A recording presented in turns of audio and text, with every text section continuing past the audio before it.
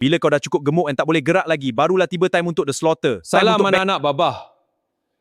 Hari ni Babah nak bagi satu analogi yang mungkin pedih, tapi inilah realiti sistem bank yang korang kena tahu.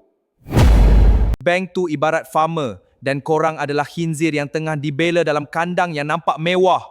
Comfortable tapi bahaya. Diorang bagi kau umpan sedap dalam bentuk credit card and personal loan yang senang gila nak approve. Supaya kau tak nak lari dari kandang. Diorang nak kau rasa kenyang and comfortable berbelanja guna duit yang kau tak ada. Kau rasa kaya, tapi sebenarnya kau tengah trap. Proses ni kita panggil fattening the pig. Makin banyak kau berhutang, makin heavy komitmen kau setiap bulan sampai kau tak boleh lari. Bila kau dah cukup gemuk dan tak boleh gerak lagi, barulah tiba time untuk the slaughter. Time untuk bank collect hasil. The slaughter bermula bila interest mula mencekik leher kau. Kau sesak nafas nak bayar every month tapi hutang tak habis.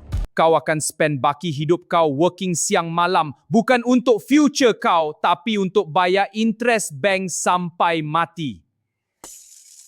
Bila kau dah cukup gemuk dan tak boleh gerak lagi, barulah tiba time untuk the slaughter. Time untuk bank collect hasil. Kawal nafsu sebelum bank slaughter future kau. Be smart and stay debt free. Pesan Babah ni hadam elok-elok.